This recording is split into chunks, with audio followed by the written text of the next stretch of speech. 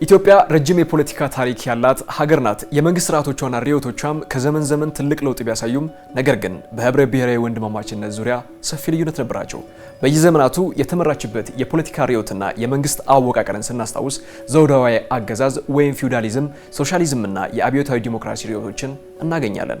እነኚህ ርዕዮቶች ለብሔሮች ብሔረሰቦችና ህዝቦች የሰጧቸውን ትኩረቶች መለስ ብለን ስንቃኛቸውም የተለያየ ነበር። ለምሳሌ እስከ 1966 የነበረው የፊውዳል አገዛዝ ስንመለከት ለብሔሮች ብሔረሰቦችና ህዝቦች መብት ቦታ የለውም ማለት ይቻላል። ፊውዳሊዝም በብሔር መብት አተገባበር የሚከተለው አካሄድ ብሔራዊ ማንነት ላይ ብቻ ያተኮረ ነበር። በዚህም የብሔሮች ብሔረሰቦችና ህዝቦችን ቋንቋና ባህል የመግታት አዝማሚያም ነበረው። የፖለቲካ የስልጣንና የበላይነት የሚረጋገጠውም በአንድ ልሂቅ ወይም ማዕከላዊ ቡድን እጅ ብቻ በማድረግ ነበር። ይህ አካሄድ ደግሞ ብሔሮችን ከመደፍጠጥ ባለፈ የብሔር ጥያቄ ጭቆና ደርሶበታል የሚልና እንደ ሀገር ብሔራዊ ልዩነትን ያስነሳ በመሆኑ ለ1966ቱ አብዮት መፈንዳት ዋና መንስኤ በመሆን ስርዓቱ እንዲገረሰስ አድርጓል። ሁለተኛው ርዕዮት የሶሻሊዝም ወይም የደርግ ዘመን ሲሆን ከ1966 እስከ 1983 ዓ.ም ድረስ የፖለቲካ ስርዓቱ ወታደራዊ አምባገነንነትን በማርክሲዝም ሌኒኒዝም ርዕዮት አስደግፎ ቀጥሏል። የዚህን ርዕዮት የብሔር መብት አተገባበር ስንመለከተው በንድፈ ሐሳብ ደረጃ የብሔር እኩልነትን ያምናል።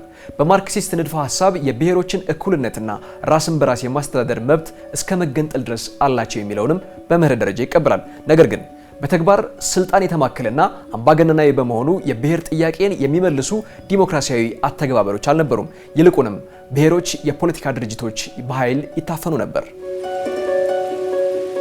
ሶስተኛው የአብዮታዊ ዲሞክራሲ ዘመን ሲሆን ከ1983 እስከ 2010 ዓ.ም ድረስ ያለውን ጊዜ ያጠቃልላል። አብዮታዊ ዲሞክራሲ በራሱ የፖለቲካ ስርዓቱ ብሔር ተኮር ፌዴራላዊ ስርዓት መሆኑን እናገኛለን።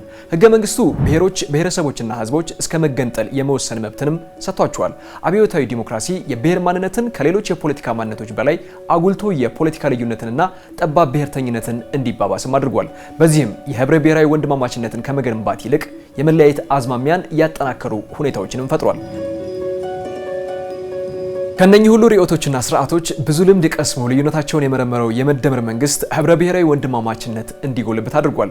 በመደመር መንግስት ሰነድ በግልጽ እንደሰፈረው ያለፉትን ርዕዮቶች መልካም ጎን መቅሰምና አሉታዊ ባህሪያቸውን ለማስወገድ የሚያስችል ህብረ ብሔራዊ ወንድማማችነት ላይ ተመሰረተ ቀርቧል። ይህን መሰረት አድርገን የመደመር መንግስትና የአብዮታዊ ዲሞክራሲ አካሄድ እንዲሁም የብሔር መብት ንጽጽርን እንመልከት። አብዮታዊ ዲሞክራሲ በጋራ የማንነት ግንባታ ሂደት ላይ ጠባብ የብሔርተኝነት አካሄድን ሲከተል፣ የመደመር መንግስት ግን ህብረ ብሔራዊ ወንድማማችነትን በማጠናከር የዊን ዊን አፕሮችን ይከተላል። አብዮታዊ ዲሞክራሲ በአተገባበር ደረጃ የብሔር ማንነት ላይ ከመጠን በላይ በማተኮርና የፖለቲካ ልዩነትን በማባባስ ህብረ ብሔራዊ ግንኙነትን አዳክሟል። በአንጻሩ የመደመር መንግስት ደግሞ በአተገባበር ደረጃ የሚከተለው አካሄድ ህብረ ብሔራዊ ወንድማማችነት ላይ አተኩሮ በብሔር መብትና በኢትዮጵያዊነት መካከል ሚዛናዊነትን ይፈጥራል። የመደመር መንግስት በርዕዮቶች ላይ የነበሩ እሳቤዎችን ሙሉ ለሙሉ የመተው አባዜን አስቀርቷል። ይልቁንም በርዕዮቶች የነበሩ ድክመቶችን በመንቀፍ የተሻለውን ይመዝና አዲስ ብሔራዊ ስምምነትን መፍጠር ያለመ የፍልስፍናና የፖለቲካ ሀሳቢ መሆኑ መጥቷል። የኢትዮጵያን ብዝሃነት እውቅና በመስጠት ከአብዮታዊ ዲሞክራሲ የሚጀምረው የመደመር መንግስት ነገር ግን ከልዩነት ባሻገር ሁሉም ብሔሮች ብሔረሰቦችና ህዝቦች በአንድነት እንዲተሳሰሩ የጋራ ጥቅምና ማንነታቸውንም እንዲያሳድጉ ያበረታታል።